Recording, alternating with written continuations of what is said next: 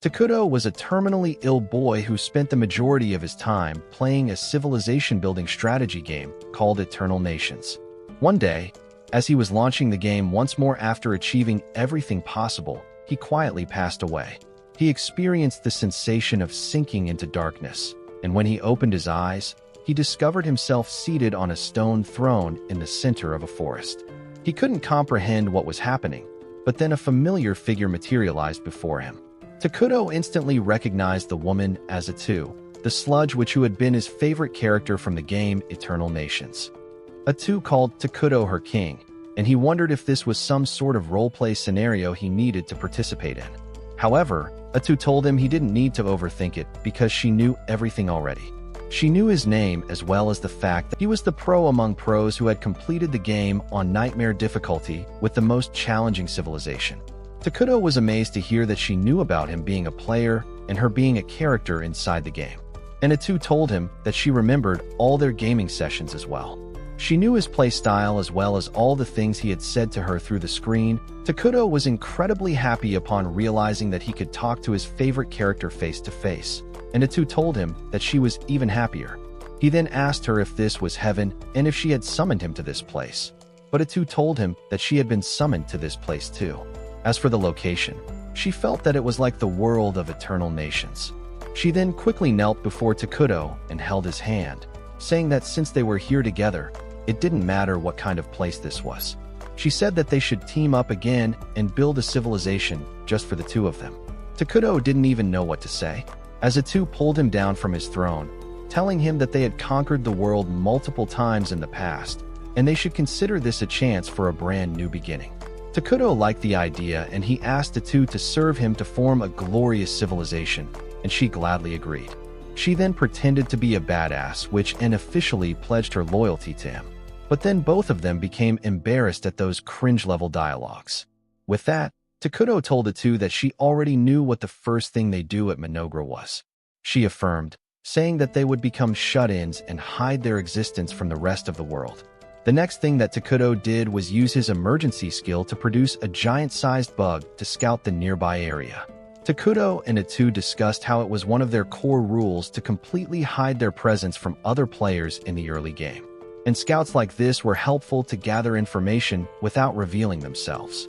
Takuto then commanded the bug to gather information from the surroundings, and it immediately darted away to complete its mission.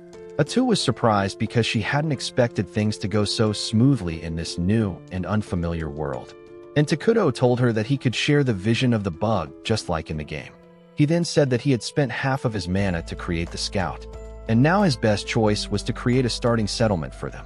He wished that he had a bit more mana to create a fighter to defend them, but that wasn't possible right now. Atu became a bit depressed upon hearing this because she was really weak right now and she couldn't even protect herself, let alone Takuto. Anyway, Takuto kept scouting the area through the bug's eyes, and he said that there was nothing but forest here. Atu became sad because she couldn't help him right now, but he told her that her presence was good enough for him, and she became really happy upon hearing this. Just then, the bug came across a group of poor and tired dark elves. Atu said that this was good news for them because dark elves were a neutral species, though they inclined a bit towards the neutral evil side, and their kingdom was also neutral evil. However, this news worried Takuto, who began wondering if this was really the world of Eternal Nations. He began thinking that if there was another civilization nearby, his kingdom was most certainly going to be destroyed right now. But Atu told him that if they were in any kind of danger, they would flee away together. Takuto told her that she couldn't be more right. While they were doing their silly chants and celebrations, a group of dark elves suddenly arrived there. They were as shocked to see Takuto and Atu as they were shocked to see them, and Atu decided to put her life on the line if her master was in any sort of danger. It turned out the leader of the dark elves, Gia, was on a mission to find food for his people who were too tired and hungry to move. His assistant had told him that they should not be in this forest because legends say that something incredibly evil was sealed away in this place. But Gia had told her that he couldn't back down just because of that, because his people needed him. Just as he was thinking that, he suddenly came face to face with Atu and Takuto, who seemed to him like the avatar of evil. He was struck with fear as he could only see a black silhouette in place of Takuto. He thought that if he made a mistake here, his entire clan could be wiped out. So, he quickly knelt before Takuto and introduced himself. His followers did the same, and then Gia apologized to Takuto for trespassing in his territory. Atu suddenly started acting like a gangster and said that it was good to see that they knew their place. She asked him why the Dark Elves had come here, and Gia began his sob story to get some sympathy. However, Atu became bored and told him to get to the point quickly, scaring him. He immediately told her that his clan had been banished by the council and they were being persecuted even now. Suddenly, Takuto asked him if they had faced great difficulty, and Gia froze from panic. However, when Atu told him to answer the king's question, he explained that their clan had been punished unjustly and they were forced to enter these cursed lands to stay safe. However, their food supply had ended a week ago, and now his people were starving because they hadn't been able to find any source of food here. Gia started thinking about the hardships his clan had faced when all they wanted was to live peacefully. He wondered if Takuto would be cruel to them too. But to his surprise, Takuto threw some apples at him, telling him that he should try them out because they were delicious. Gia had never seen apples before, and he was doubtful about them. But his followers didn't have his patience, and they began gobbling down the apples while exclaiming how sweet they were. Takuto suddenly created some pears too, and Gia was left completely stunned. Atu asked him why he was not eating the fruits that her master had so gracefully given him, and the dark elf immediately bowed before Takuto, saying that there were more people in his tribe who were starving. He wanted to feed them, especially the children, before himself, and Takuto took pity on him. He started summoning a huge amount of food, much to Atu's horror and Gia's shock.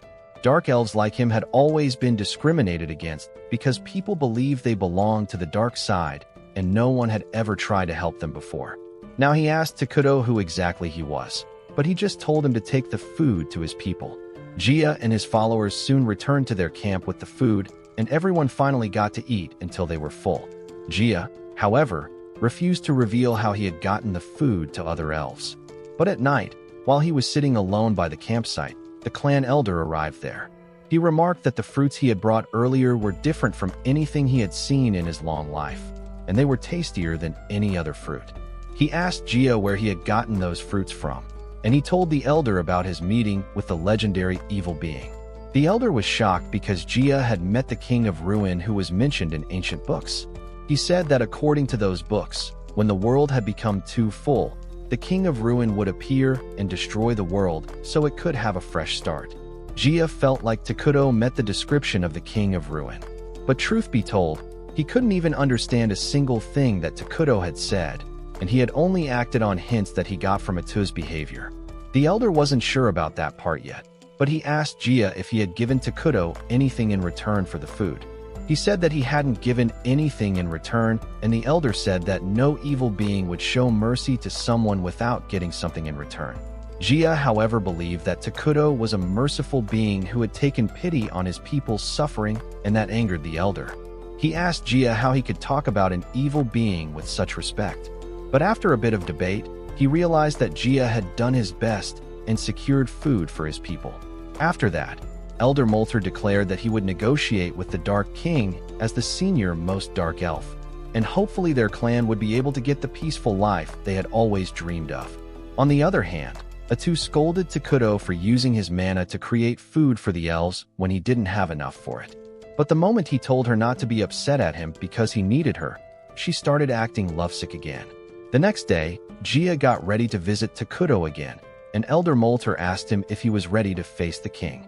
He believed that since they had already accepted charity from the Dark King, they must be ready to pay any price he asked in return. Gia objected, saying that Takuto had never said anything like that. But Molter replied that it was just the way of nature for evil beings to ask for compensation in exchange for the good deeds they do. However, he agreed that they needed to keep relying on Takuto to survive because no place else was safe for them. The two of them decided to go to Takuto together, unaware that his insect scout had been keeping an eye on them the whole time. Takuto immediately called the bug back to report to him, and when he learned that the elves were coming, he just wished that they would take the rest of the food he had prepared for them yesterday and leave quietly. He got nervous as he explained that he gets nervous and can't communicate properly, so he didn't know if he could negotiate with the Dark Elves. Atu told him that she would do it for him, and it would also show the Dark Elves that her king didn't even talk to the likes of them. Soon after that, Molter and Gia arrived there, and the old elf greeted Takuto with some elaborate salutation, thanking him for providing food to his people. He then asked if he could know the name of the person who had helped them, and upon receiving Takuto's permission, Atu shared his name, declaring him as the King of Ruin. Both the Dark Elves were shocked to have their fears confirmed. And then Atu told them to take the food and leave because it wouldn't last long anyway. However, Molter said that he wanted to repay Takuto for the kindness he had shown them and asked what they could offer him in return. Atu simply told them that they wouldn't have anything that would be able to satisfy her king anyway. She asked the elves if they really had anything they even considered valuable. And Molter hesitated because there was nothing like that with them anymore. Atu gave him a death stare upon seeing him hesitate and asked if he was plotting something. Molter started panicking, and Takuto realized that the negotiation was going very badly. Now he suddenly called Atu to discuss their approach, and she became mad because Takuto was planning to be too lenient. She told him that these two losers didn't even know how to negotiate, and at this rate, they would only become obstacles in his path. She suggested killing them all, but Takuto asked her to stop turning into a certain Austrian painter. He said that the elves just wanted to coexist peacefully with him, and they wanted to pay him back for the same reason. He suggested that they ask them to pay in a way they could rather than giving them food for free. Atu couldn't argue with that, and she told the elves that her king had decided to accept their offerings. Upon seeing the relief on Molter's face, both Takuto and Atu realized that he had been so nervous because he thought of Takuto as the typical evil being. Atu rebuked him for that, but then she became confused about what to ask in return for the food. Suddenly, Takuto got an idea, and he told her to ask the elves about the outside world. Molter was really glad to hear this, and he swore to tell Takuto everything he had seen and heard in the outside world in detail. Atu said that once he had done that, he was supposed to leave the forest with his tribe immediately, and that shocked both Gia and Molter. They said that they would like to keep living in the forest under Takuto's mercy, but Atu told them to stop being greedy if they wanted to live. Gia tried to argue, but Molter shut him up, saying that they needed to obey the command of the king. They began to leave, but now Takuto felt bad for casting them out. He suddenly got an idea and told Molter and Gia to become his citizens. Both of them were shocked to hear this, but not as much as Atu, who asked Takuto what the hell he was doing. He reminded her about the refugee system in the game, which allowed them to take in different species as their citizens. He remarked that since Dark Elves were a neutral species, they would easily adapt to the evil attribute of their kingdom, and then they could coexist with the other species living in their kingdom. Atu was still doubtful because species with evil alignment tended to have conflicts among each other. But Takuto reminded her that their main species called homunculi looked like humans that were taken apart and put back together poorly, and they couldn't spend all their time with them. Atu immediately agreed with him as soon as the creepy image of the homunculi popped up in her mind. She turned to the two elves telling them that Takuto planned to build a kingdom here soon, and he was ready to accept them as his citizens if they pledged to serve him. Molter was taken aback at this, and he asked the two what would happen if they chose to become his citizens, and she made it clear that they would become evil beings, but she told them that it was more fun than they thought to be evil. Soon after that, Takuto and Atu headed to the settlement of the Dark Elves where everyone was ready to welcome him. Everyone was terrified of him, and some of the weaker ones fainted just upon seeing one glimpse of him. Takuto took his throne with Atu by his side, who told the Dark Elves that now they were going to become the citizens of their kingdom, Minogra. She asked Takuto one final time if he was sure about it. And just as he gave his permission, the elves were accepted into his kingdom, and Atu congratulated them, because now their survival and safety was guaranteed by their new king. Gia wondered if that was all because he didn't feel any different even though he should have become an evil being. Suddenly, he regretted his words as intense hatred erupted inside him and the other elves.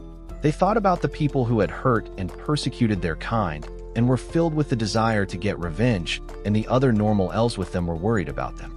Seeing everyone suffering, Takuto asked them if they were fine, and Gia was moved to tears upon realizing that someone cared for him and his people now.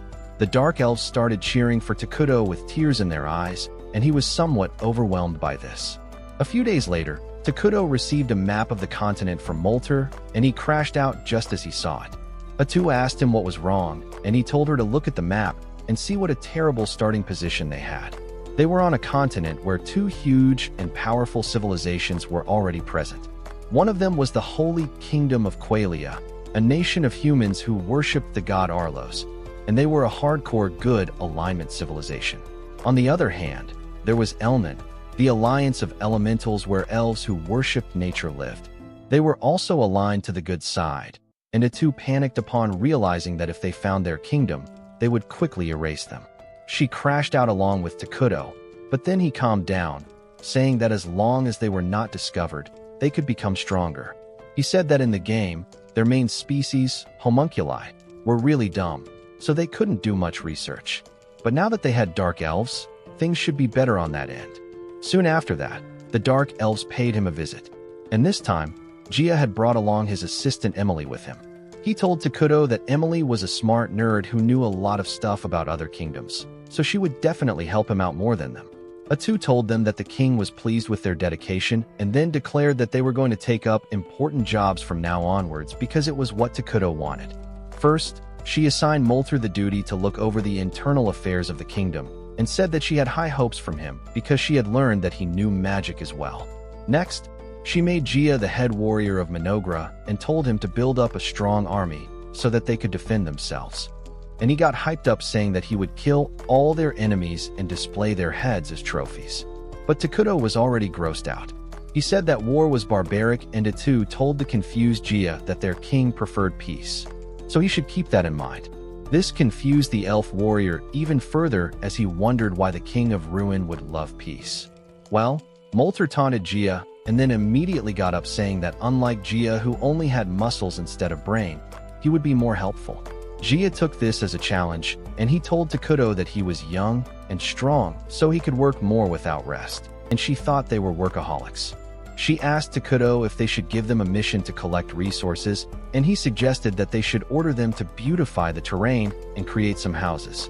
Atu immediately conveyed this to Molter, telling him to gather enough timber to build homes while leaving the forest mostly intact. Molter said that he would immediately get to it because dark elves were forest dwellers originally. Takuto then told them to reforest the parts they cut out, and this confused the elves because they hadn't heard the term. Takuto realized that their civilization might not be as advanced as to understand reforesting. So he asked them if they knew about military magic or the 6 major elements. Molter said that he only knew about the 4 major elements, and Emily said that she had never heard of any country using military magic. Takuto and Atu realized that this world was much more primitive than they had thought. But it was actually a good thing because once they progressed their magic technology, they could quickly overtake other nations. Atu then explained that reforesting meant growing new trees in place of the ones they cut off. And the Dark Elves said that they did that too, but they couldn't use magic to grow them quickly. Atu said that reforesting used the 6 major elements to quickly grow the tree, and she suddenly gave the credit for this discovery to Takuto, even though it was a big fat lie. She kept praising Takuto, saying that he had created the unique fruits they ate earlier and how grapes were her favorite. Emily agreed with Atu and said that she had tried planting the grape seeds and some plants had already sprouted. This came as surprising news to Takuto, who hadn't thought it would be possible to grow anything here. However, he quickly realized that he could create the fruits from Earth here with magic, which meant he might be able to create other things. He tested his theory out by creating a coin and realized that he could create gunpowder and other science stuff. In that way, he could advance his civilization much faster than other kingdoms. Meanwhile, in the Holy Kingdom of Qualia, things were starting to stir up as well. Saint Selena was leading a group of knights to the foothills covered with snow to deal with some monsters that were a threat to the villages nearby. As soon as she saw the goblins running towards her, she pointed her staff at them, turning them into ash with her holy flame. The holy flame vanished into the clouds after destroying the monsters, and as sunlight fell on the scorched ground, flowers sprouted there. The knight captain told his men that Selena's ability burned evil-natured monsters and created a flower bed in their place, and she was the reason they had a friendly relationship with the elves. After that, Selena told the cardinal that he should send paladins to the south instead because she had recently had an omen about something terrible happening in the cursed forest. The cardinal refused, saying that the cursed forest lay at the farthest end of the continent, and he needed permission from higher-ups to deploy paladins there. Selena threatened to go there herself if he couldn't send anyone. And though the cardinal tried to fight back, he backed down and promised to send the soldiers he could personally mobilize. At the same time, Takuto and Atu were busy with developing their territory, starting with building some houses for the Dark Elves. A temporary throne room had already been built around Takuto's throne, and he was eager to hold meetings and conferences with the important citizens of his kingdom. Just then, Molter, Gia, and Emily arrived there, and Atu told them that they should immediately start their first council meeting. However, Emily had a gift for Takuto before the meeting, and it was an outfit that made him look like a king. He was glad to receive the outfit because his clothes were getting dirty, and he thanked the elves for that. However, the elves saw no change in his appearance, but they trusted Atu when she told them that Takuto looked great in the outfit they had prepared. With that out of the way, she started the council meeting, but Takuto was too busy admiring himself. Atu decided to continue the meeting without him and consult him whenever they needed any input, and Takuto was completely fine with that suggestion. As the meeting started, Molter asked Atu what kind of buildings they should make first. She told him that they should start with food production facilities and then pulled out a creepy-looking plant, which was going to be their main source of food for now. The elves were grossed out upon seeing the plant and asked Atu to explain what exactly it was. She told them that it was the flesh plant which was unique to their civilization. She explained that the plant could produce meat which tasted like human flesh, and it was quite nutritious. The elves were taken aback upon hearing that, and they said that they didn't really eat humans. But Atu told them that the flesh plant was just for the starting phase, and soon they would have other types of foods available to them. She then said that they must also create storehouses and management sheds along with the farms, and Emily decided to take up that job. After that, Atu moved on to the next item on her agenda, which was research, because acquiring advanced technology was especially important for small nations like theirs. Molter asked her what sort of technology they should focus on, and she told him that they would research magic technology. Takuto was really excited to see that happen, and Molter said that as a mage he would do his best to impress him. He then asked Atu exactly what kind of magic technology he should research, and she told him about military magic. She explained that standard attack magic could only target a handful of people at a time, but advanced military magic could destroy entire cities and even change the terrain to their advantage. Atu told him to gather the elves talented in magic and start working on the research immediately. And Molter was hyped to create magic spells that didn't yet exist in this world. Next up, Atu moved to the topic of their military strategy, and Gia got excited because it was his turn now. However, Takuto immediately told him that they were not going to invest too heavily in the army right now. Atu added that armies were expensive to maintain, but they didn't produce anything in return in times of peace. Gia argued that they didn't have enough strength to protect their king currently, and thus they should pay more attention to their military. Molter also added that both he and Gia had bounties on their heads as the leaders of Dark Elves, and their enemies might attack the kingdom. Takuto understood their concerns and decided to create a hero to defend them instead. Atu agreed, saying that creating a hero was expensive, but they needed no maintenance, so they were perfect for their current needs. The elves didn't know what a hero was, and Atu told them that heroes were incredibly strong beings who served directly under the king. There were conditions to summon different heroes, but she was confident that they could summon the first one quite soon, and Takuto was excited for that. He thought about how they needed mana to do most things in this world, and a kingdom could only collect mana from its people. The happier the people were, the more mana they could collect, and Takuto was determined to make his kingdom the happiest place on this planet. Meanwhile, in the Holy Kingdom of Qualia, a junior paladin named Lonius had been selected as a part of the investigation team to be sent to the Cursed Forest. A senior paladin, Vertil, was also with him, and his favorite way to kill time was to annoy Lonius, who was too straight-laced and formal. Vertil complained that they were sending an awfully small investigation team that involved just 2 paladins and some mercenaries. He said that the church should pay more attention to Selena's prophecy, and Lonius agreed. But he knew that they couldn't guess what the higher-ups were thinking. He knew that if they succeeded, they would be rewarded greatly, but if they failed, all the blame would most definitely fall on his head. Back in Minogra, Takuto inspected the progress of his civilization. He felt nostalgic because he had seen the starting phase of his civilization thousands of times on a screen until now. But this time, he was seeing it up close. Emily gave him a tour, telling him that the Dark Elves specialized in building houses on trees. But the pace of building houses was slow right now because they were focusing on the flesh trees. The flesh trees were growing well though, and the management and storage facilities had also been built. Emily then said that they had found a freshwater spring nearby, and they were trying to see if they could draw water from it. As for the magic research, Molter and other mages were working hard in the newly formed research building. Takuto was glad to hear all that, and even more so to learn that the elves were taking initiatives like finding water sources. He was really happy that the elves who had looked exhausted when they first came here now looked happy. And when he told that to Emily, she started crying tears of joy.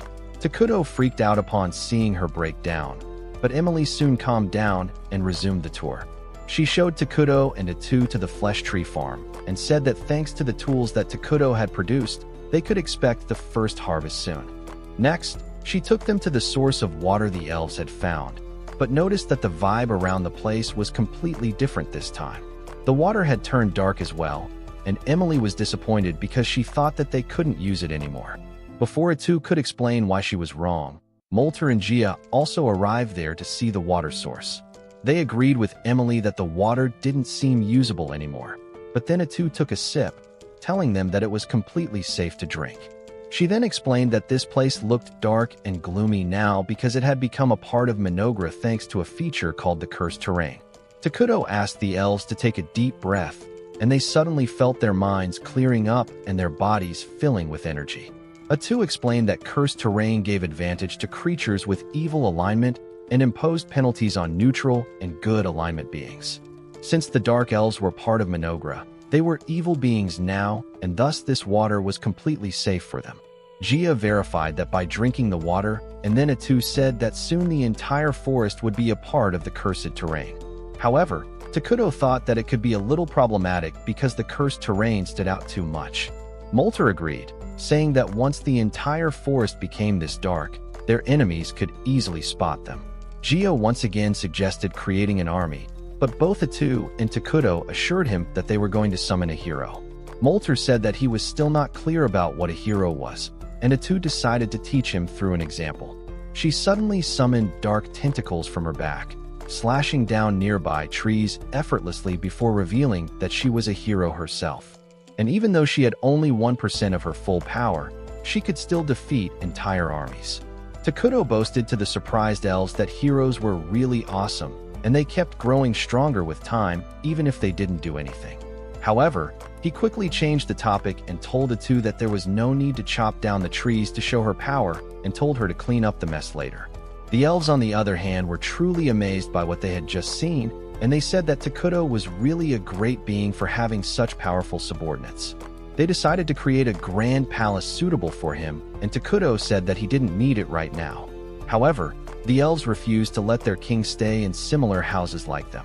And Atu also told Takuto that creating a palace would make the people happier, so they should let them do it. Takuto decided to give them his permission, saying that he wanted a flying fortress someday, but for now, he would be satisfied with a normal palace, too. At the same time, the investigation group led by Lonius and Vertil had started traveling to the cursed forests in the south. Vertil was still not satisfied by the size of their group, and Lonius replied that this was the best they could get as most of their forces were dealing with the northern disturbances. Evil alignment species had suddenly appeared in the north, attacking and looting cities, and thus most of their empire's firepower had been diverted to deal with them.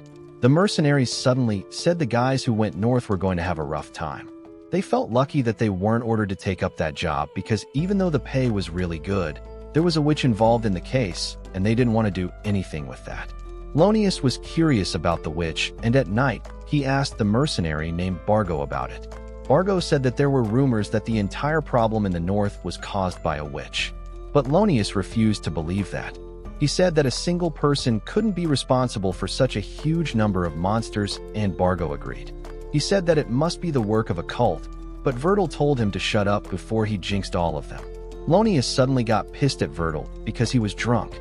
He lectured him that they weren't allowed to drink since they served the god, but Virgil was ready to debate with him on the religious text. He then suddenly ignored him and started flirting with the waitress who brought him more alcohol. Vargo then asked Lonius why 2 paladins were being sent so far south. He feared that it must be because of another witch, and if that was the case, he wanted to take his boys and get out before things got dangerous. Lonius said he didn't know, but then Virgil said that he had already collected some information from the waitress about what was going on. A bunch of dark elves had recently fled to the cursed forests, and the higher-ups probably just wanted to deal with them. Vargo was relieved upon hearing that, and he agreed that they should deal with the dark elves quickly because they were really skilled at assassinations and curses. Lonius also believed that if they left the dark elves unchecked, they would soon become a threat. But Virgil told him to chill out a bit. He said that this was just a recon mission, and if things were about to get violent, they would run instead of fighting.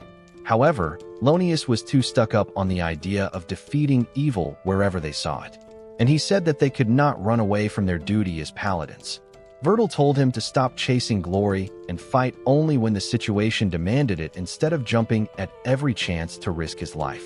He reminded him that he had a family at home, and so did everyone else who was on this mission, and they should be more careful about their decisions. At the same time in Minogra, the first batch of harvest from the flesh trees was ready and placed in the center of a huge altar. Takuto was standing in front of the harvest with all the dark elves watching him, eagerly wondering what was going to happen now. Takuto started pouring his mana into the pile of fruits, and suddenly it transformed into a giant bug. The elves couldn't believe that Takuto had created life from just a bunch of fruits, and the two started praising him, saying that this wasn't even 1% of his true abilities. She told the elves that he would grow even stronger and would do more miracles with their devotion to him, and they started cheering for him. Later, Takuto returned to his throne, and he was relieved that he had been able to produce a bug monster in exchange for food. It was one of the features of the game, but he still didn't understand how exactly that worked out in this world. Budetsu told him that they didn't need to think much about it since they had established a way to produce more creatures to serve their kingdom. She then told Takuto that it was time to move on to the next step, and he agreed, saying that he would summon a hero as soon as they had gathered enough mana. Atu excitedly asked him who he planned to summon, and he replied that he wanted to summon Isla, the queen of insects. Atu thought that was a solid choice, and Takuto started talking about how Isla could buff all insect-type monsters and enable them to fight on front lines. She could also create larvae that could do menial labor, and thus she could support their kingdom on both fronts. Atu was glad that he had given it due thought, and Takuto replied that Isla was the only choice because the others were too unhinged. Atu agreed because she knew that the other heroes needed years of therapy, and Takuto told her that he hoped to summon them someday too, but not right now. On the other hand, Lonius and others had reached the Dark Continent, and they soon found their first opponent in the form of a hill giant. Lonius began commanding the mercenaries to support him, but then Virgil said there was no need for that, because he would handle the monster alone. He said that they didn't have any time to waste, and it would be faster if he took action and everyone else didn't get in his way. He swiftly approached the hill giant and pointed his sword towards it as the rest of his company watched. Virgil then enchanted his sword with holy power, and the hill giant waited for him to finish before attacking. Virgil effortlessly blocked his heavy club and then cut it clean using his holy sword. Next, he jumped up towards the monster and dealt multiple attacks to it, taking it down without giving it the chance to fight back. He returned to his troops after killing the giant, and Lonius started praising him, saying that the mission would be an easy one because they had him. Virgil, however, didn't think so, and that statement started worrying Lonius. Back in Minogra, Takuto was enjoying a burger when Atu told him to eat something healthier. He replied that he had only eaten healthy and boring food in the hospital, so he wanted to try new things now.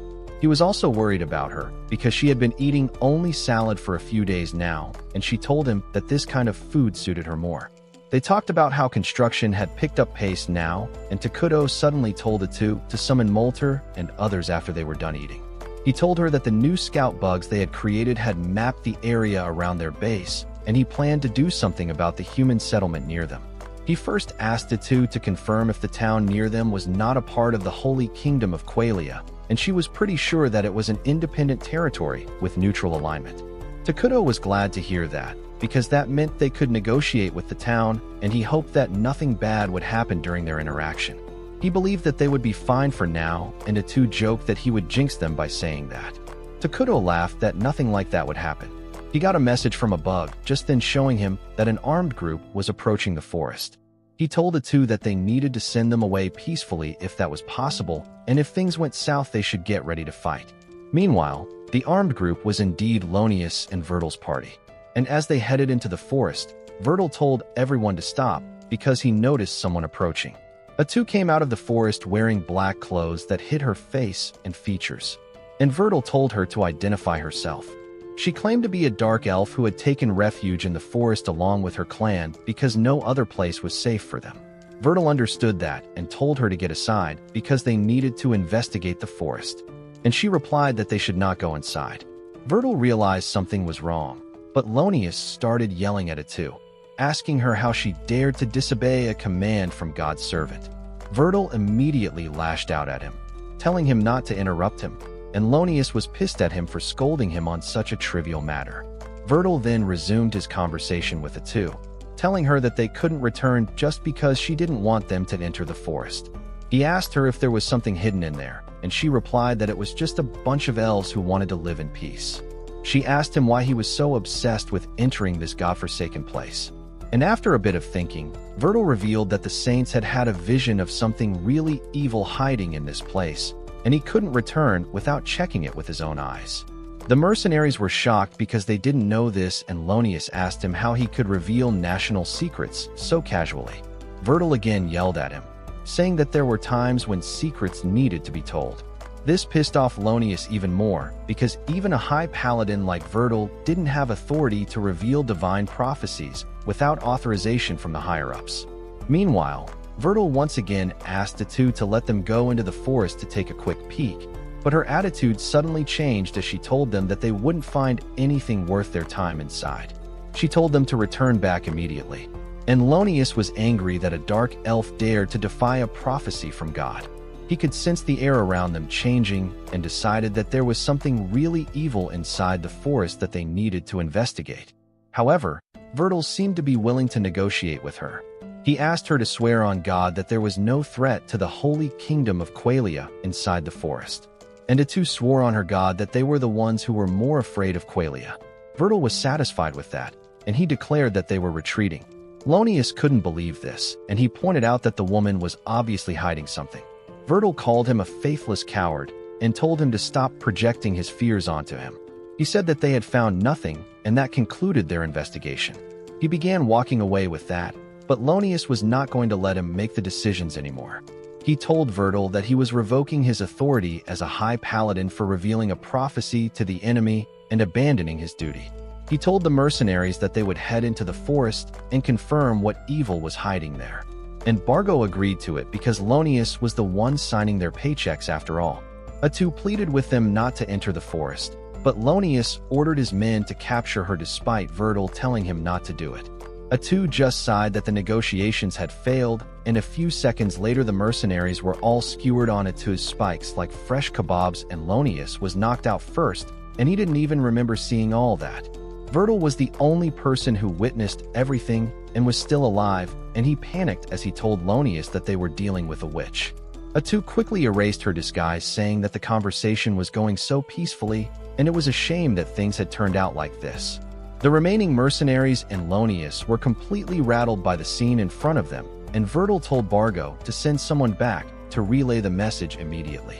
Bargo told him that all their messengers had been killed in the previous attack, and Atu sighed before laughing out loud that she was the calamity that they were looking for. She told them that they had finally found her and asked what they were going to do about it now. While everyone else was chickening out, Vertil yelled at them to grow a pair because they were too deep in trouble to run away now. He commanded his men to get ready to fight, saying that things shouldn't have turned out this way, and Atu fully agreed with him. She said that it was all the fault of that mindless loser with the bowl cut who thought that his faith was the most important thing in the world, and now he was going to pay the price for it. Vertil didn't want to stall her any longer, and he ordered the archers to attack first. However, blocking their arrows was child's play for Atu, who started letting her inner battle junkie show. Lonius nervously asked Vertil, "What even is a witch?" And he replied that he should have told this to everyone before the mission started. even though that would be breaking another rule. Witches were disaster-level monsters that were prophesied by the saints and officially denoted as the greatest threat to their kingdom by the top church officials. He told them that the disaster in the north was really because of a witch, and he was pretty sure that the woman in front of them was a witch, too. Atu had gotten bored of their talking by now, and she told them to attack, or she would start attacking them. Virgil commanded the mercenaries to fall back because only he and Lonius could fight her.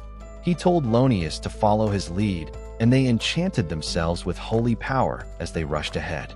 Atu attacked them with her tentacles, thinking they wouldn't be able to beat her, but holy power gave the paladins extra damage against evil attribute creatures, and they managed to slash through her tentacles. Atu was taken aback by this, but as she was busy monologuing, Virgil suddenly attacked her, and she lost another tentacle trying to protect herself. Lonius also took down another of her tentacles, and Virgil was confident that if they cut the remaining two, they could win. However, Atu was pissed now, and she suddenly took 2 mercenaries hostage, thinking that the paladins wouldn't be able to attack her now. However, Virgil was determined to put an end to her before she could become a threat to their kingdom. So he told Lonius that they would attack. Atu was not expecting this, and she was genuinely surprised when the paladins cut through the hostages along with her tentacles. They thought that they would win now. But Atu had been tricking them this entire time, and she decided it was time for the final act. She suddenly used a bunch of tentacles to turn Virgil into a human pincushion before Lonius could even see. Virgil told him to run away, but Atu pierced his head, instantly killing him. She flaunted that she didn't have just 6 tentacles, and she could summon as many as she wanted, which left Lonius even more aghast than he already was. He now realized his mistake and understood that they couldn't win. So, he ordered the mercenaries to run away and scatter in every direction because they needed just one person to reach back to the kingdom and tell them the news. Atu was pissed as the mercenaries ran away, but then she noticed that Lonius stayed back to give up his life in a desperate final attempt. He attacked her, but surprisingly Atu blocked his strike using the holy sword. He couldn't understand how that could happen, and Atu told him that she had stolen the ability to use holy power from Virgil along with all the techniques he had spent years mastering. She began pushing Lonius back while talking about his family because she had also stolen Virgil's memories and emotions. Lonius was shocked to hear this, and Atu told him that not only was Virgil really skilled, he also cared about everyone in his party until the last moment. She asked Lonius how it felt to realize that Virgil had to die because of his stupid ego, and he replied that his will still lived on. He said that the mercenaries would surely deliver the message home, when suddenly he heard screams coming from all directions. Atu scoffed, telling him that she had ordered the Dark Elves to not let even a single person escape, and Lonius lost his mind. He dashed at her in mad fury, but he couldn't do anything. Atu didn't kill him instantly either, and she hung him upside down as she filled his heart with fear and regret. She told him that if he had walked away like Virgil said, he would have returned to his family and lived a happy life with them. However, he had taken the wrong step, and now the future would be entirely different. She told Lonius that he would die here, and then she would hunt down his family and kill them. She would also kill all the people in all the towns and villages that his group had passed through for no reason, and he would be the one to take the blame for all of it. She told him that her king had told her that life was over once people started looking down on you, and to make sure that no one ever looked down on her. She would kill millions of people without any reason, and everyone would hate Lonius for that. His mind had been completely shattered now, and he begged Atu to stop, but she started acting cheerful, saying that he must have been a good religious person who loved his country and his family, but she hated self-righteous people like him. She told him to watch the massacre from his little seat in heaven, and Lonius once again begged her to stop. This time Atu simply tore him apart, ending her torture. Soon, she stood solemnly on the cliff's edge, thinking about her actions and the future, while Lonius's wedding ring lay in a puddle of his blood. Just then, Gia and some dark elves came there, telling Atu that they had taken care of all the mercenaries just like she had ordered them to. She told them that she was pleased with that and decided to head back, leaving the cleanup to them. However, before she went away, Gia had a question for her. He nervously asked her if she planned to follow through on everything she had just said to Lonius, and she appeared serious for a moment before returning to her normal cheerful self. She said that there was no way she was going to do all that because she was a pacifist and she was just bullying Lonius for the fun of it. She then decided to head to Takuto immediately because she had an urgent report for him. The report was the presence of another witch up in the north, and that was a new term for both of them, as there was no unit called witch in the game. Takuto realized that this wasn't exactly the game's world in that case, and the two affirmed, saying that though some things were the same as the game, the rest were quite different. However, she was confident that they could use the differences in their favor as well. Takuto didn't understand what she meant, so she told him that in this world, instead of just absorbing the abilities of the opponents she defeated, she could also absorb a part of their memory, which was definitely going to be quite useful. She excitedly told Takuto that she knew a bit about the condition of the Qualia kingdom already thanks to the 2 paladins she had killed. She said that currently Qualia was busy with the disturbance in the north, so they wouldn't pay much attention to them. But having their entire survey team wiped out would surely raise some flags. Takuto believed that even if Qualia took some action, they needed to be extremely cautious because they didn't know what they were dealing with. He wasn't worried about them, but he was quite curious about the witch in the north. He asked the 2 what she knew about the witch from the paladin's memories, and she replied that there was no clear information. The only thing she was sure of was that the witch had caused military-scale damage up north. She suddenly remembered that she also knew the witch's name. That was Irikino, the Slurping Witch. Takuto was curious now, and he thought that if just one witch could cause military-scale damage to a country, she might have come to this world from Earth just like them. He believed that she was on the same level as the hero units in the game, and said that they should be wary of the witch, considering her a potential enemy. A2 said that the witch was definitely an evil-aligned character like them, and they could try making contact with her. But Takuto shot down the idea, reminding her that it was rare for evil-aligned species to be on good terms with each other. A2 sighed, saying that things were looking troublesome, but Takuto told her to chill because the witch was far away from them. And even if she turned out to be their enemy, they had time to prepare for that. That brought them to the topic of summoning a hero. And Takuto said that they might need to reconsider which hero to summon. Earlier, he had thought of summoning the Bug Queen Isla, but now he wondered if it would be better to summon a more combat-oriented hero. Along with that, he felt that they needed to change their strategies about dealing with other countries around them. He told A2 that he had decided to be friends with the independent territory to their east because they would need allies in case Qualia came to fight with them. A2 thought that it would be hard even if the eastern country was neutral aligned. But Takuto believed that as long as they had something valuable to offer, they would listen to them. He said that they should scout out the eastern country already while they were building up their strength. And A2 decided to carry forward his plan. Meanwhile, in another country, the beast folks were fighting against evil monsters that kept attacking their city. The attack was led by an old but powerful cowwoman wizard. And right as she finished taking down one wave of monsters, another wave arrived, making her wonder what was going on. Back in Minogra, A2 left to carry out Takuto's orders, but she stopped midway, acting nervous as she said that she might have gone a bit overboard with the paladins. She feared that it might offend Takuto, who truly liked peace. But he told her that it was fine and nothing she did could offend him.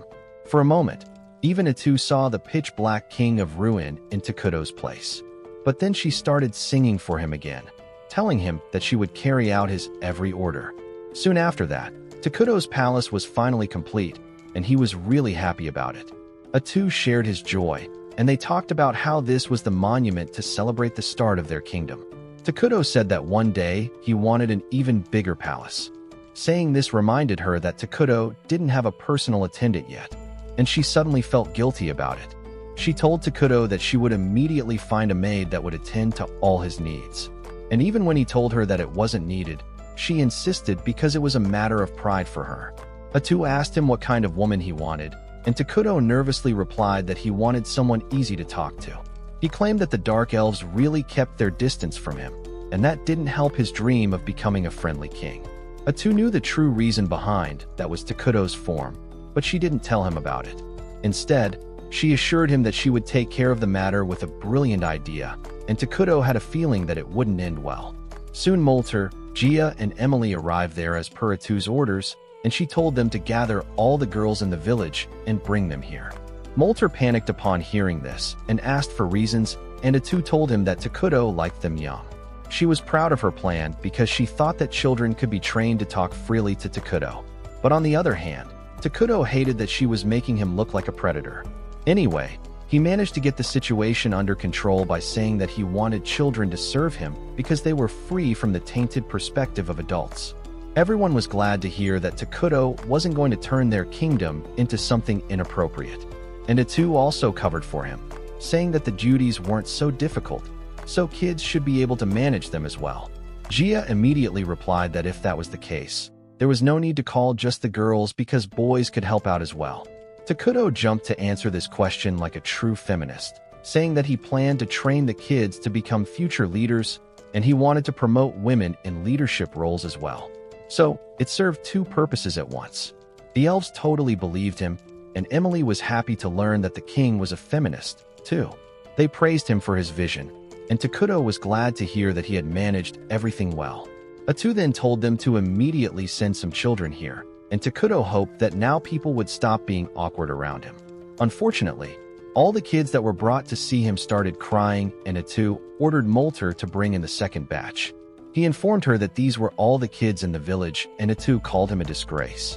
Suddenly, Gia suggested to Molter that they could send the twins, but he shut down the idea. Atu opened it up again, and Molter revealed that there were two twin sisters in the village, and though they were smart, they had some special circumstances that made them unfit to serve the king. Atu told him that she would decide that for herself and commanded him to bring the twins here, but Gia replied that he had already summoned them. He tried flexing his foresight in front of the old geyser, but Atu told them that they could do their competition after this. Gia quickly brought the twins inside, and the younger sister introduced herself as Karina and her elder sister as Marina. Atu could tell at a single glance that the girls had suffered a lot and asked Karina about her scars. She replied that they were because of a disease, but they suited her appearance. Molter clarified that Karina had gotten a smallpox-like disease, and even though she was fully cured now, the scars remained. Then Atu asked about Marina, and she curtly replied that she had eaten her mom. Both Takuto and Atu were shocked to hear this, and they turned to Molter for an explanation, and he nervously revealed that the mother of the twins was a proud and noble woman who had sacrificed her life for their clan. They realized that the Dark Elves had to make a choice between starvation or cannibalism at some point, and that was how the twins lost their mother. Atu thought that it was a good thing that the girls were fearless, but she thought something was odd about them. Suddenly Marina walked up to Takuto and said that he was pure white. He was confused by her statement, but asked her if she wasn't afraid of him. Marina told him that she wasn't afraid and agreed to become his servant because she was confident that she could handle it. After that, Takuto asked Karina what she thought, and she replied that she needed to stay with her sister, so she would also become his servant. Takuto was glad to have them, and Atu declared that the twins had officially become the king's servants. However, once they left the room, Molter shared a word of caution with Takuto, telling him that the twins hadn't shed a single tear since their mother died. He said that they had closed off their hearts to everyone and asked Takuto to treat them with kindness and patience. Soon after that, the twins started serving Takuto, but Marina was clumsy and spilled water on him. Karina cleaned up her mess when Atu came there. She was disappointed upon seeing this, but told Takuto that they had to attend a meeting now. Once the meeting started, Atu decided to talk about the construction department first. Emily got up as she was the head of constructions and said that since the palace was completed now, their workforce was free to build another building. Takuto was pleased to hear that, and he ordered Emily to build a clinic because that would keep their people healthy, and it was also the cheapest one to build.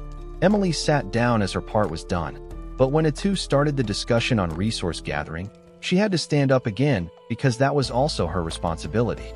She said that they were gathering food and other resources at a steady pace thanks to the special utensils and tools that Takuto had created for them. She believed that it was inefficient to make the king work for them.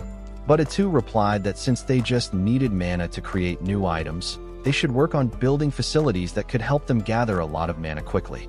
She then moved on to the research department, and Molter stood up to present his report. He said that the military magic they were working on was complete, but only he could use it right now.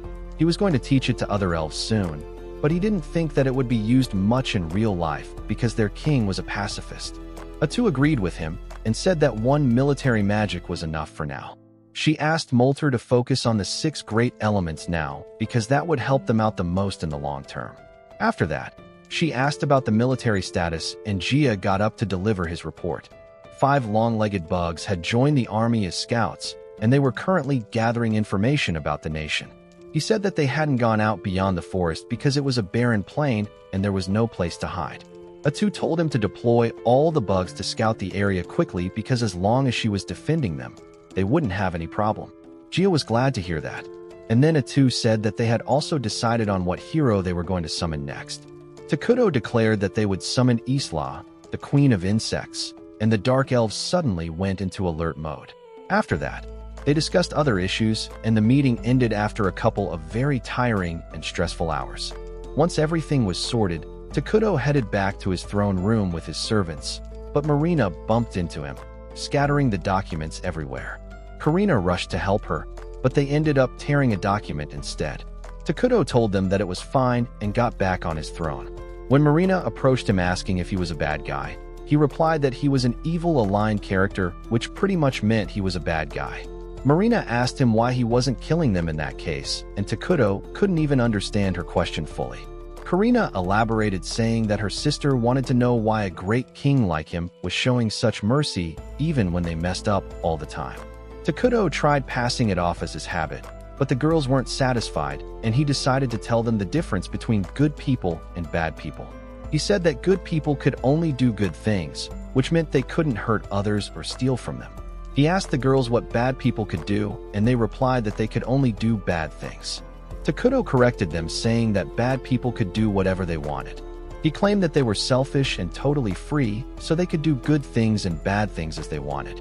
He said that since he was a bad guy, he could forgive them even if they made mistakes, and that suddenly made him realize that the girls were messing up on purpose so that he would punish them. He asked them to confirm his theory, and they did so. Takuto realized that the girls felt guilty about surviving when their mother couldn't, and he calmly approached them. He asked them what their mother had told them before dying, and Marina replied that she had told them to keep on living. Takuto told them that their mother's love was what had kept them alive to see this day, and they should live a life that she would be proud of. He patted their heads, telling them that they were free to live as they pleased, and he would bless them as long as they could live a happy and meaningful life. The girls hugged him and started crying upon hearing this, and when Atu came to the room later, she found them sleeping on Takuto's throne. She was jealous that they had gotten close to him, but then remembered the report she was here to make. They went to another room where Atu told him about the neutral nation called Fornhaven on their east where humans and beasts could live together.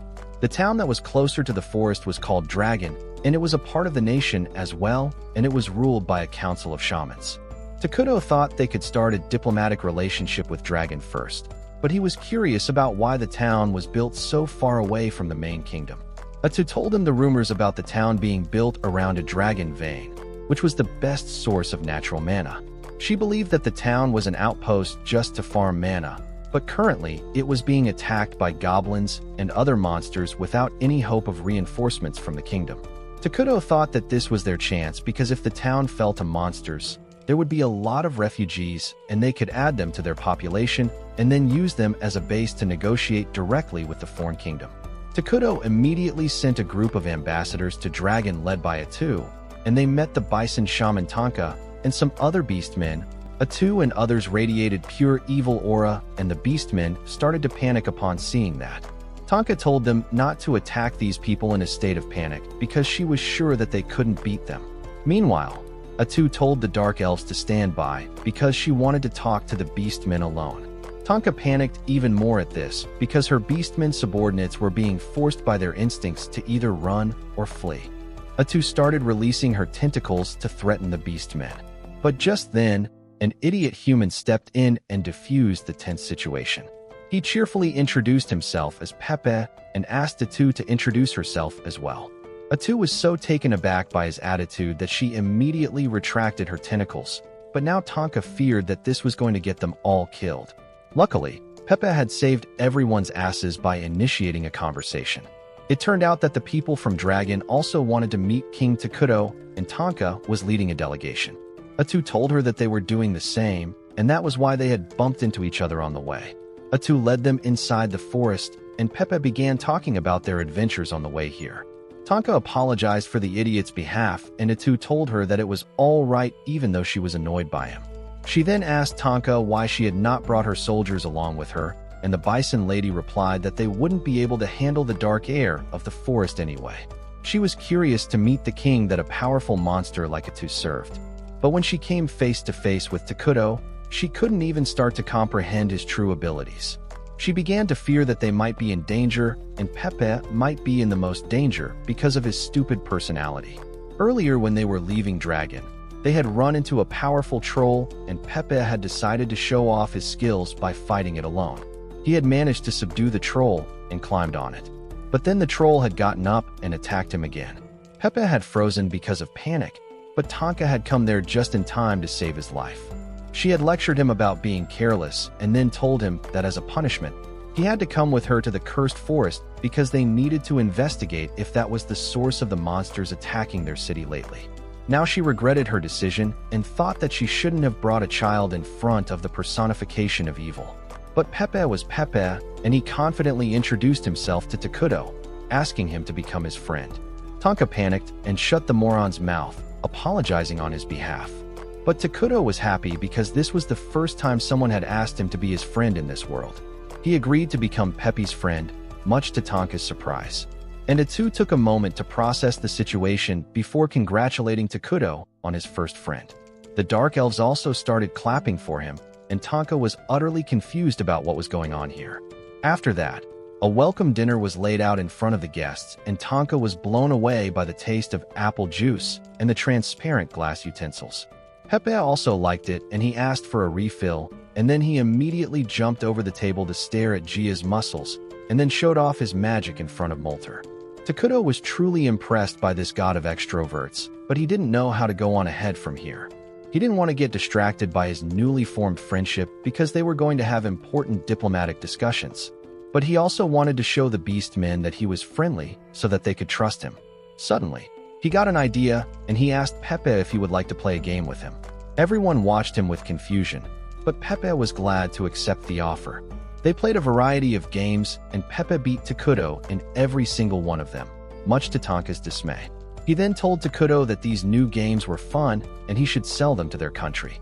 Tonka panicked upon hearing this, but Takuto gladly agreed because he had been planning to do business with them anyway.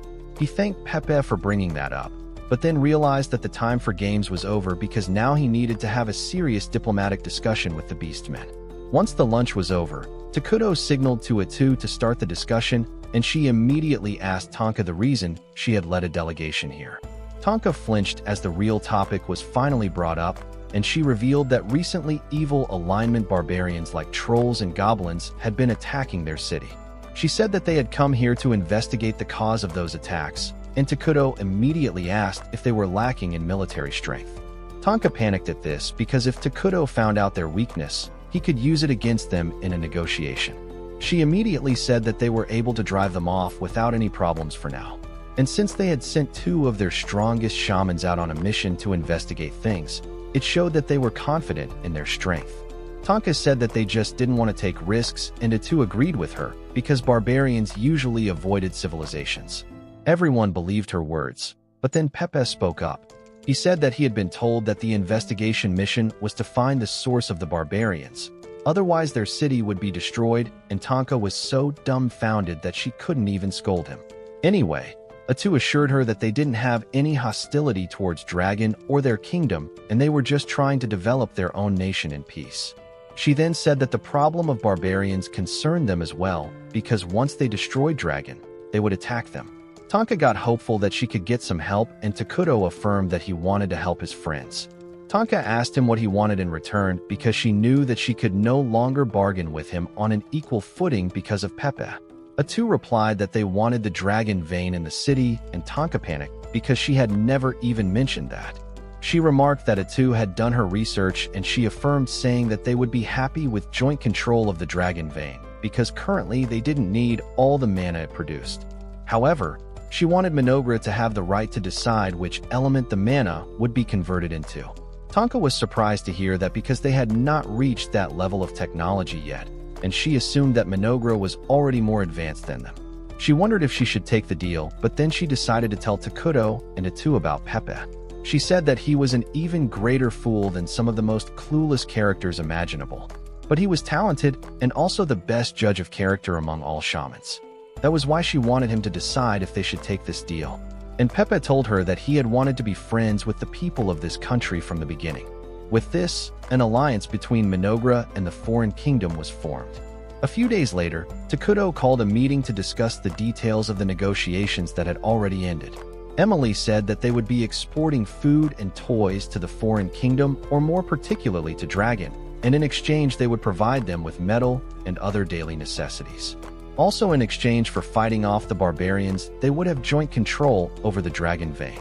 Molter thanked Pepe's carelessness for that, but he was also worried about the boy.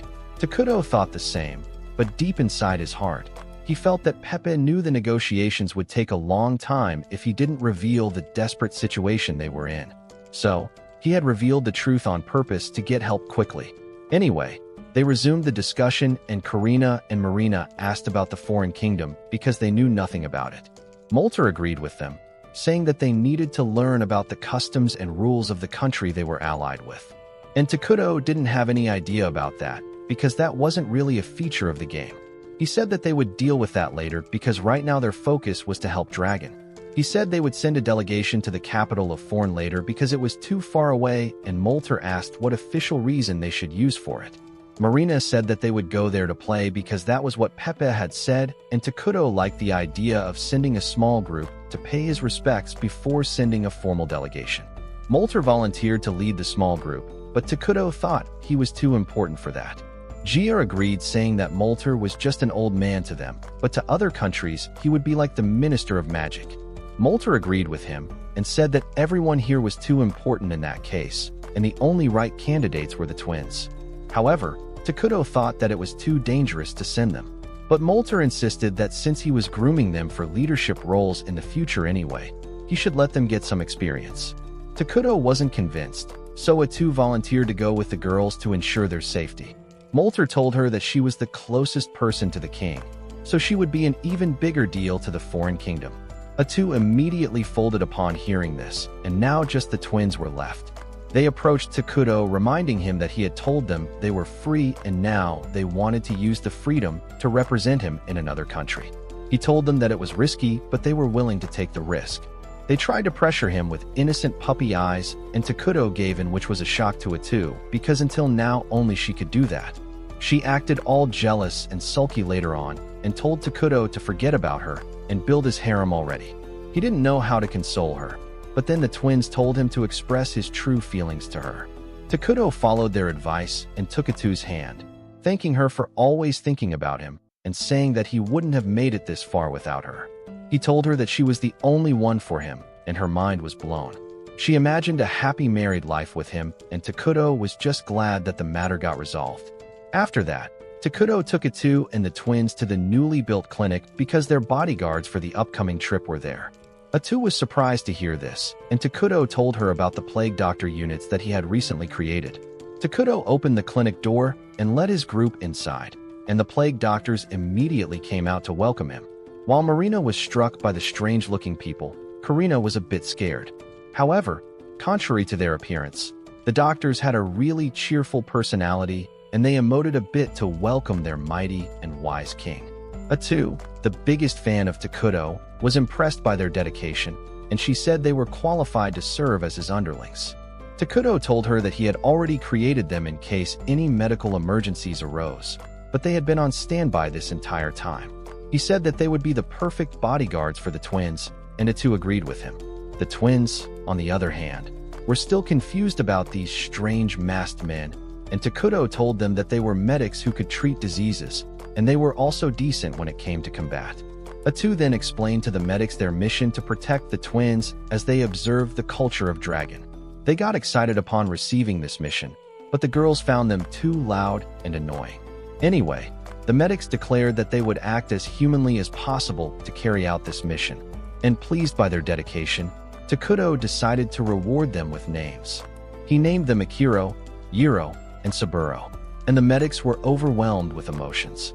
Takuto thought that since the units produced in this world had individual personalities, it made sense to give them names. However, He felt that he might have been a bit too generous as he saw the medics getting carried away and Marina acting like she was one of them. Karina, on the other hand, was too timid to approach them, and the two could understand how she felt. On the other hand, the mayor of Dragon was throwing a tantrum because she was too busy with work. The elf woman named Antic had thought that she could live an easy life if she left her country and came to a neutral territory. But there was too much work here, and she didn't even have time to find a boyfriend. She was even more pissed at the fact that she had to work with the forces of evil to protect her city. But as she was throwing a tantrum, her subordinate came there. Antic immediately put on her business personality and asked her what she needed. The woman told her that some people wanted to meet her without an appointment, and Antic told her to send them away because her time was more valuable than gold. However, when the woman told her that the unexpected guests were from Minogra, she panicked and decided to drop all her work to meet them. As she went to the waiting room, she found the twins sitting on the couch while the three menacing medics stood behind them. Antic was creeped out by the evil aura the medics released, and she wondered if the shamans had gone crazy to ally with people like them.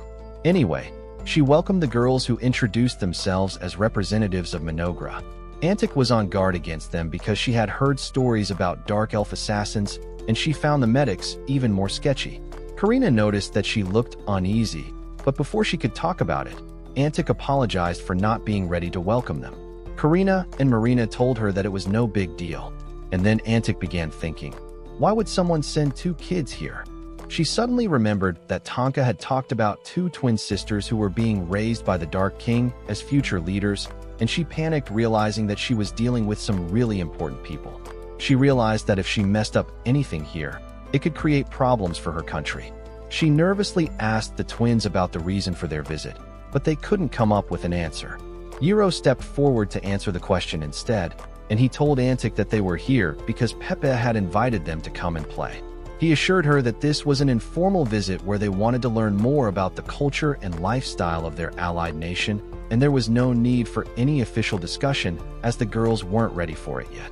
Antic couldn't be happier to hear that, because now she didn't have to bother negotiating with the girls. She decided to have a good relationship with them for the sake of everyone's future and volunteered to show them around the city.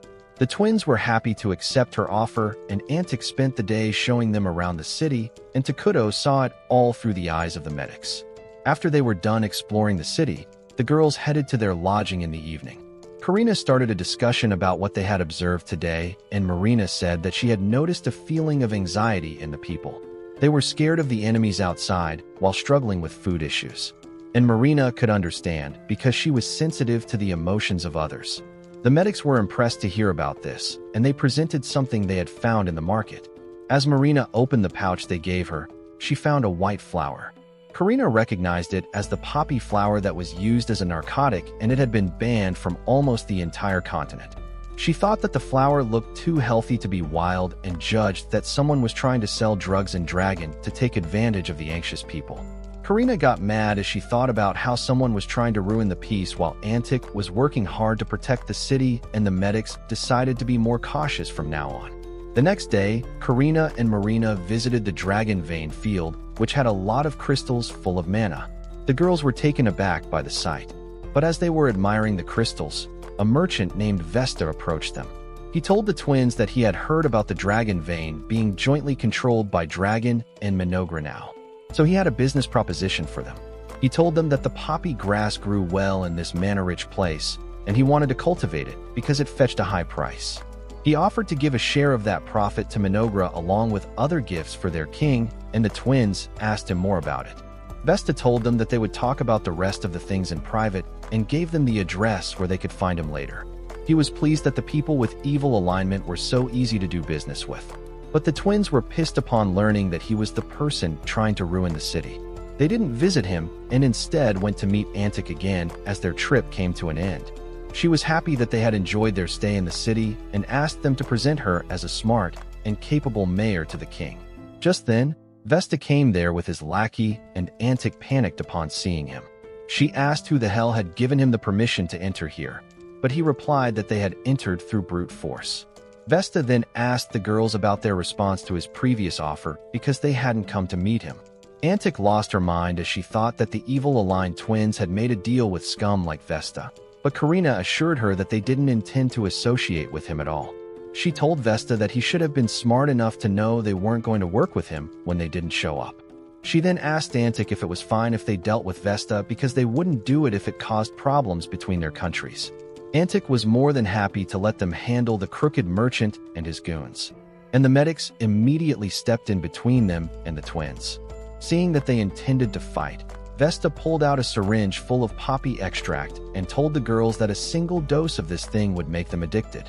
They reminded him that if he did anything to them, he would be turning the entire nation of Minogra into his enemy, and their king wouldn't let him die peacefully. Vesta said that it would be fine because after this injection, the girls would do whatever he wanted, and then their king would also follow his orders. Vesta then handed over the injection to his men while he stepped aside. But then suddenly his goon's sword came flying right towards him. He panicked at this and turned around, and the sight in front of his eyes was even more horrifying. Meanwhile, in Minogra, Emily was reporting to Takuto when she asked him why he had sent the medics as bodyguards when they could dispatch their warriors.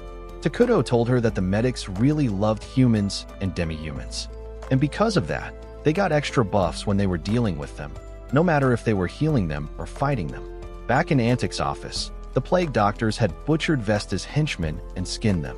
They had removed their disguises as well, revealing that they were patchwork monsters who weren't humans, but they wanted to be human by wearing their skin.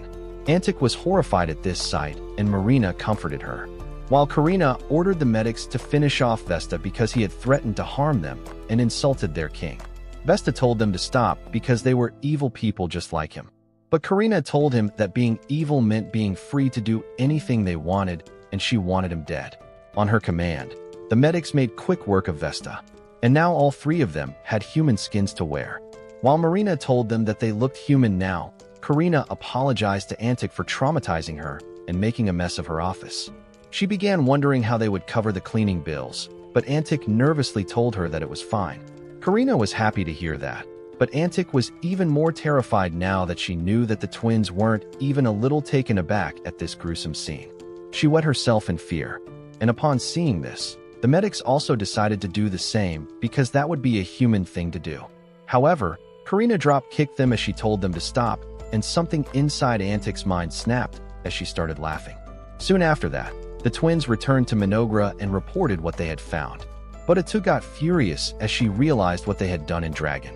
Instead of scolding the girls, she took out all her anger on Takuto because he was the one who had let them go that far. She knew that he had ditched his work so that he could watch over them. And despite that, he had let them butcher the bandits in Antic's office. Takuto said that he hadn't stopped the girls because he thought they would hate him, and she yelled at him even more, asking if he was the dad of some teenagers. After that, Atu turned to the twins who were still carrying their bloody cloaks with them and lashed at them for taking such violent actions. Next, she moved on to the medics, but they were actually proud that they had killed 3 people and worn their skin to become more human. Atu lost her cool at this, and as a punishment, she told everyone to write an essay reflecting on the mistakes they had made, which was a pretty mild punishment for killing 3 people in another country. After that, a meeting was called to discuss how they would approach Dragon, but Takuto was too busy handing out candy to the twins.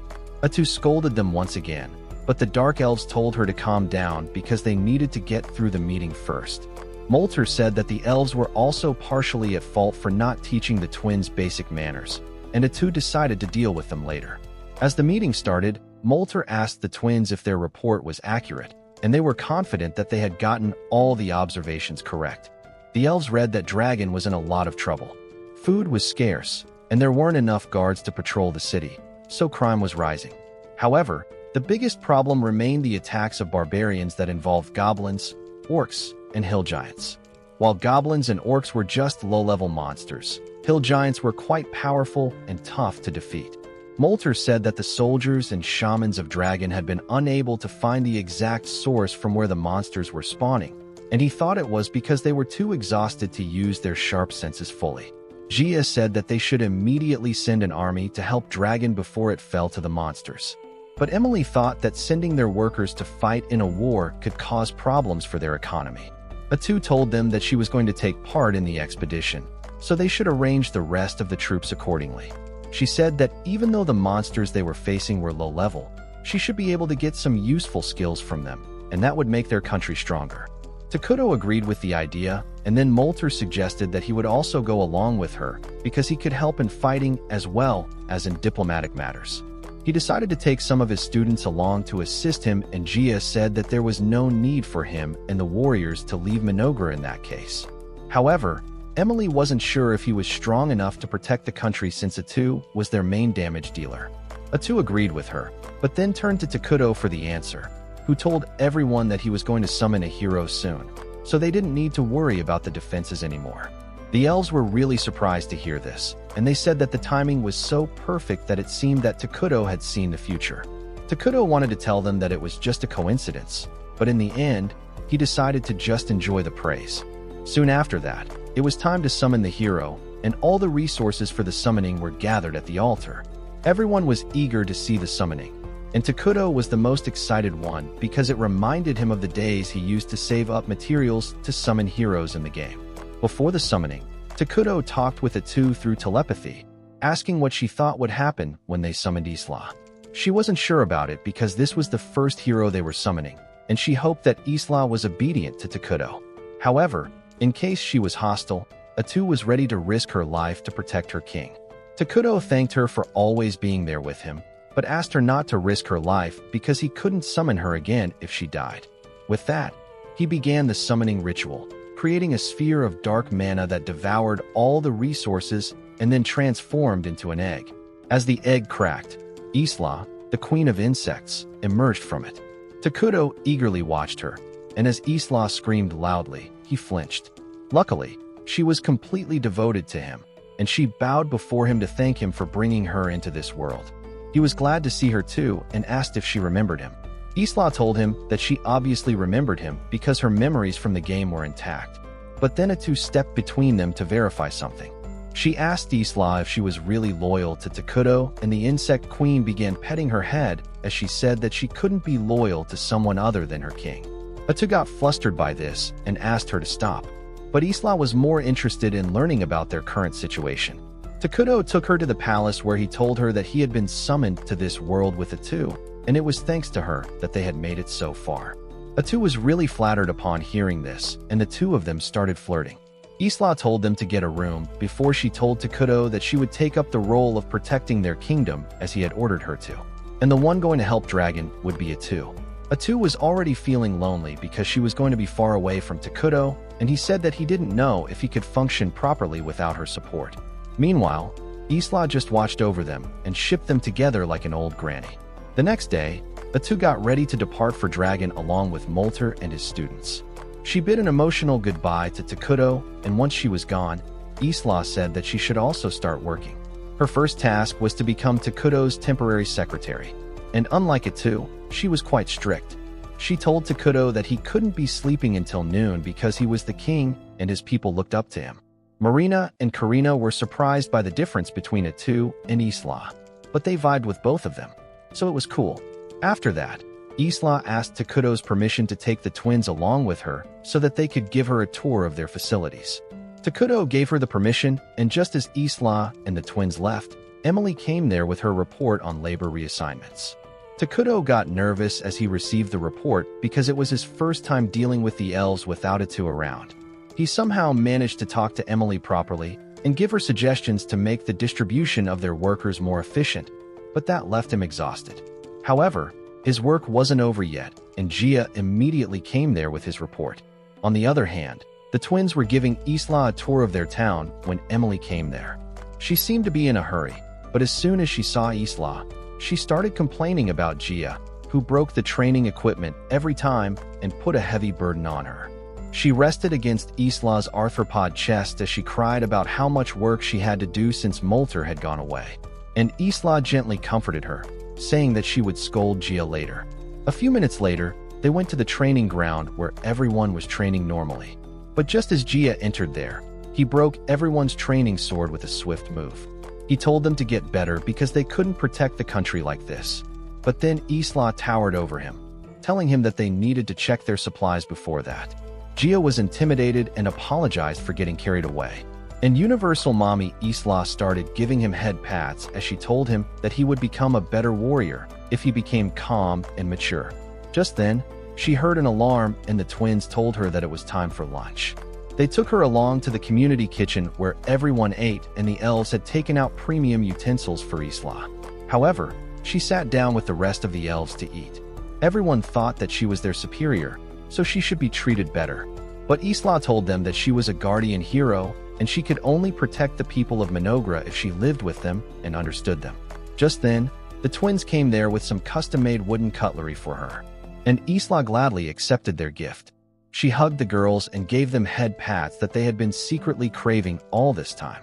Later at night, she patrolled the town while planning how to improve its defenses. When she heard someone crying, she immediately checked out the treehouse to find that it was Karina who was sobbing and Marina was trying to console her. Isla asked them what had happened, and Karina said that she couldn't sleep because she kept having dreams of the happier times when their mom was alive. When she woke up, she realized those dreams could never come true again, and she started crying every time. The twins told her that they were slowly getting over it, and Isla didn't need to worry about them, but she had a better idea. She hugged the girls, telling them that she would sleep with them from now on, so that when they woke up, they had her by their side. The next day, Isla visited Takuto with her report. She suggested that they build a school next because it would help with improving their research speed and also for promoting their units. She also suggested planting a grass called the living reed at the borders, which served as a wall and dealt damage to anyone who tried to enter by force. Next, she decided to lay some eggs that would give birth to worker insects, and Takuto was pleased by all those ideas. Isla then asked him about it too, and he used his shared sensibility to find that she was just about to fight a group of monsters. The monsters rushed towards the city wall, but Atu sent her tentacles to end their lives in a flash. Mayor Antic was with her too, and she was absolutely horrified upon seeing Atu's power. She began stammering as she told Atu about her good relation with the twins, hoping that it would make the monstrous woman see her in a more positive light. Atu understood what had got Antic so frightened, so she asked her to take a break, and Antic immediately excused herself. After a while, Atu took a break from monster hunting, and one beast man offered her some juice. Molter remarked that she had started to fit in nicely with the people here. Initially, he had thought that everyone would be really scared of her, but thanks to Pepe, that did not happen. Atu got pissed as she heard Pepe's name, because when he had seen her tentacles earlier, he had called her an octopus. Atu had been annoyed when everyone started calling her an octopus, but before she could lash out at Pepe, he had told her to protect the city while he went to the main kingdom to report the matter. Even now, Atu could only sulk about that. But then Molter asked her about the skill harvest. She told him that she had gathered a lot of useful skills from the monsters, and Molter said that Takuto would be pleased to hear that. Atu got excited upon hearing that, and said that she wanted him to praise her a lot, when suddenly she sensed another monster coming towards them. This time it was a hill giant, and Molter checked for any magic that was controlling it. He couldn't find anything abnormal with the mana of the hill giant, and Atu said that they needed to figure out the source of this problem quickly if they wanted to return to their kingdom. Just then, Antic came there running to inform them about the hill giant. She said that their soldiers were getting ready to fight it, but Atu told her to relax because she could deal with one hill giant on her own. She rushed ahead, and then Molter decided to assist her because he didn't like sitting idly. He used a military-grade magic spell called Land of Ruin, giving Atu terrain advantage while greatly debuffing the hill giant. Atu used the holy sword skills to cut through the hill giant in one slash. But then something really surprising happened. The monster's body vanished, leaving behind gold coins instead. Atu immediately contacted Takuto about this strange occurrence. She said that even Molter had not seen or heard about anything like this, and neither could he identify the coins. Takuto linked his vision with Atu to see the coins, and he recalled that they were from another game he had played that was called Brave Quest. Just then a huge army of monsters began approaching the city, commanded by a rock giant and a malnourished warrior who had given up his blades in exchange for magic. Takuto could see that too, and he told Atu to be careful because this time they were facing enemies from an RPG. At the same time, far in the north, Saint Selena was leading a group of knights to hunt the witch named Irakino. As they reached a destroyed village, Selena began looking for the signs of the witch, when suddenly her men were hit by simultaneous headshots, dying on the spot. As she wondered what was going on, Irakino came there and proudly declared that she was going to win this time. Selena was disgusted to see her because she had killed Irakino 17 times already, and she had always come back to life, creating more trouble for her and the kingdom. She didn't understand how the witch could always return to life, and Irakino said that she couldn't understand how the saint could easily kill her each time. Irakino tried stalling the saint, but she figured out that she was planning something, forcing her to reveal her hand.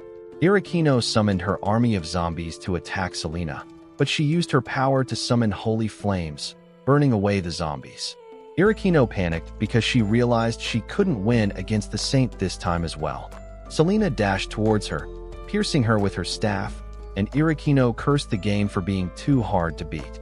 She died with that, but Selena wondered how long it would be until she had to face this crazy witch again. On the other hand, Takuto told the two more about the RPG named Brave Quest, in which their goal was to take down the Demon King. The monsters in that game spawned randomly and attacked without warning, and he thought that was why they couldn't find the source of monsters attacking Dragon. He said that it made sense that there were units from different games in this world if they were here, because they already knew about witches that weren't present in their game. Isla said that since Takuto had played Brave Quest, they had the advantage of knowing about their enemy. He agreed and decided to share the details about the enemy and the winning strategy with the two. Meanwhile, the two demon generals got orders from the Demon King to use any means necessary to conquer the world.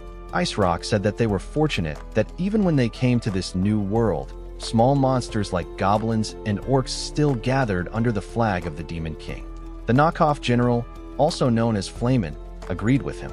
And then Ice Rock ordered the monsters to destroy the city and spread suffering among the citizens in the name of the Demon Lord. With that, the monsters charged towards the city, and Ice Rock decided to join them. Flamin told him that he would sit back for now, but he had another goal in his mind. However, as the monsters reached close to the city, Molter cast the military magic spell, Land of Ruin, over a wide area. The monsters began to suffer because of that. But high-level demons like Ice Rock and his magician assistant became even more powerful. They wondered what this weird spell was, and the magician said that maybe it was the work of the chosen hero. Ice Rock got furious at him for saying that because they didn't use the H word. Suddenly, Atu stabbed the magician with a surprise attack, and then boldly approached Ice Rock, identifying him from the details that Takuto had told her.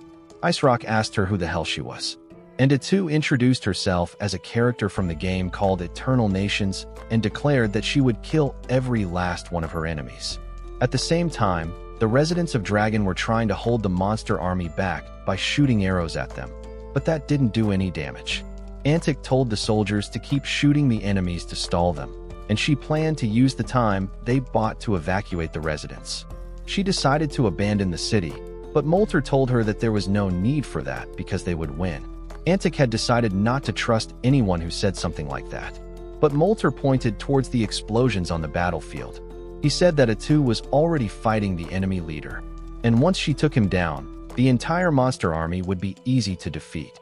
Meanwhile, in the battlefield, Ice Rock sent ice spikes to hit Atu, but she dodged everything as she charged towards him. She failed to hit him with a holy sword, but managed to take down a good number of monsters around her. This was all thanks to Takuto's advice, who had told her to use wide area skills. In Brave Quest, both heroes and villains had small range skills for one-on-one battles. But in Eternal Nations, they fought as armies and had much bigger range skills, which gave them a huge advantage. Ice Rock asked Atu why she was standing against them when she was a demon herself. He asked her to join the Demon Lord's army and conquer the world, but she refused, saying that she was too busy running just a small kingdom, so she couldn't handle the stress of the entire world. Ice Rock didn't even understand what she was saying, and Atu realized that he was just a mid-level boss in a small RPG game that existed only to be defeated. Ice Rock didn't even know what RPG meant, but Atu said that he must remember being defeated by the hero over and over again. This sentence hurt the fragile heart of the giant demon, and he began attacking Atu in rage. She easily blocked everything and taunted him further, and Ice Rock unleashed his ultimate attack on her. Atu thought that she could easily dodge his slow attack, but then she found that her legs were frozen as a side effect of the enemy attack. She tried to block the ultimate skill, but ended up getting hit. A black sludge flowed out from her injured shoulder, but that wasn't enough to kill her. Atu immediately stabbed the demon with her tentacles, killing it on the spot and turning it into a bunch of coins. However, she wasn't proud of her victory, but ashamed that she had gotten injured. Her injuries healed immediately though, but she threw a tantrum, saying that she shouldn't have been hit by that stupid and slow attack. Just then, her system told her that she had acquired the ultimate skill of Ice Rock that never missed. Atu finally realized why she had gotten frozen, and she understood what it was like to fight enemies from different game genres. Anyway, she was pleased that the battle was over and contacted Takuto to inform him of her victory. But then she got the shocking news that the other half of the monster army, led by General Flamin, had reached Minogra already. A dark elf soldier immediately ran to Takuto's office to report that the enemies had entered their territory, but Takuto told him to calm down because he knew everything that happened in his domain. Isla also told the soldier to calm down because they had the situation under control and Gia and other important officials were already on the move. The soldier immediately returned to his post, and the twins asked Takuto if they were in trouble. He told them that they would be fine as long as he and Isla were here, but he felt a little anxious about it. Isla said that she hadn't expected the enemies to attack their kingdom either, and she asked Takuto what they should do now because the Demon Lord might be a player just like him. Takuto replied that it didn't matter if the Demon Lord was a player or not, because he had made a mistake by attacking their kingdom, and now they were going to crush him. With that, they departed for the battlefield, and Takuto began counting their forces. Their main combat unit was Isla, and then there were the elf soldiers under Gia's leadership. The medics also had decent fighting ability on top of their healing abilities. And finally, they had the larvae that Isla had given birth to. Isla said that she had bred those larvae just for labor, but with her buffing them up, they could perform decently in combat. Just then, Takuto got a message from Emily telling him that she had evacuated all the non-combatants. Shortly after that, he got another message, this time from Gia, who told him that they had found that the enemies had around 1,000 soldiers, including goblins and orcs. There were also some strange creatures he had never seen before. And Takuto told him to keep defending the capital while he finalized his strategy. After that, Takuto thought that there were high chances a demon general was leading the army, and that could be a problem. He quickly came up with a strategy, and Isla thought that he was going to mass-produce fighter units with the mana they had stockpiled to cover the gap between them and the enemy. However, Takuto's real plan was something else. He immediately granted all the excess mana his kingdom had gathered over the past few weeks to Isla, making her level up like crazy so that she could unlock the skills called Predation and Parasitic Eggs. Takuto told Isla to use her skills to annihilate the enemy forces, and she replied that she was honored that he had chosen to entrust the kingdom's defense to her. Takuto said that after watching the battle at Dragon, he had figured out that Isla was the strongest unit on his side that could deal with the enemies. And now that she had leveled up, it should be easy for her. Isla got ready to attack the demon army, but Takuto warned her to watch out for attacks that followed RPG logic. Isla remembered how Atu had been caught off guard and promised to be careful as she flew off to the enemy location. Meanwhile, the elite soldiers of the Demon Lord's army were wondering why they were even here. One of them said that the Demon Lord probably didn't even know that Flamin was leading the troops here. The Flame Knight was shocked to hear this, and the Demon Wizard told him that Flamin was probably trying to betray the Demon Lord. As he started telling him the spicy gossip he had heard, they spotted someone approaching them, but it was just an ogre they had sent to scout the region. However, the ogre had weird bumps all over his body, and he looked like he was in a lot of pain. The elite warriors were on their guard, and they told him to stay back. But then suddenly the bumps on the ogre's body exploded, and small larvae shot out of it towards the demons. The demons had a hard time dealing with them, and they decided to retreat when they heard Isla's voice, telling them that she was disappointed in the demon army if they couldn't handle even this much. The demons wondered where the voice was coming from, and then Isla climbed down from a tree ready to pounce on them. She made quick work of all the demons and ate them to increase her power, but she found that they weren't even a good source of protein. Just then the demon general Flamin arrived there, and he was quite surprised to see all his troops defeated. He asked Isla to introduce herself before revealing that he was one of the 4 demon generals, and Isla was happy to hear that because she was looking forward to fighting him. She said that she had known there would be an enemy of very high level leading the army, just like Ice Rocket Dragon. Flamin realized that Ice Rock was already dead, but he wasn't really sad about that. He told Isla that Ice Rock had been the weakest of the 4 generals and also the dumbest, so she shouldn't compare him with that brute. She told him that it didn't matter how strong he was because he would also lose. And Flamin didn't like that statement. The two of them kept taunting each other, but then Flamin said that he would drag Takuto down from his throne. And that was crossing the line for Isla and her cute but creepy larvae. Flamin activated his firepower and charged towards Isla, and Takuto could see the battle in real time because of the shared senses. He found that the only interesting thing on the battlefield right now was the fight between Isla and Flamin. Her larvae were on patrol duty and taking down any enemy that was lost in the forest, while Gia and his soldiers were defending the city border from the enemies that reached them. The medics were also standing by, and everything seemed fine. But Takuto felt like he was missing something. He asked the twins if they noticed something, and they didn't have any idea either. Meanwhile, Flamin and Isla were still fighting, and Isla kept pushing him back with her swift attacks. Flamin called her a monster, and she got offended by that, so she summoned her larvae to jump him. However, the demon just burned through them in a second, and then summoned a bunch of monsters to assist him. Isla called that cheating, but then she asked Flamin if she could get an answer to one question. He immediately shot some fireballs towards her, telling her that they were in the middle of a death battle. Isla deflected all his attacks with the help of her larvae and then stabbed the ground with her stinger, pumping some larvae into the ground. She said that her king wanted to know why the demon lord was even attacking them. And then her larvae dug their way into the bodies of Flamin's minions, eating them from the inside out before darting towards him. He immediately burned them using a wall of fire, and Isla continued her ruthless assault. Flamin dodged everything and said that either her king was hiding the truth from her or he was stupid and didn't know anything himself. He then asked Isla what she thought about herself, and she didn't understand his question. He threw a burning punch at her while telling her to answer the question with the first thing that came to her mind. Isla blocked it and replied that she was the protector hero of Minogra and the servant of King Takuto, and that pissed off Flamin. He suddenly realized that the reason he instinctively hated Isla was because she had chosen to serve her king out of free will, and she was proud to do so. Isla also understood his situation now, and she asked if he was just a puppet that was controlled by the demon lord. Flamin couldn't deny that allegation, and he released his full power, declaring that if he could kill everyone here, he would be free from the demon lord's control. He created a flame pillar that reached the sky and sent it after Isla. She tried to dodge it, but the flame attack followed her around until it hit her.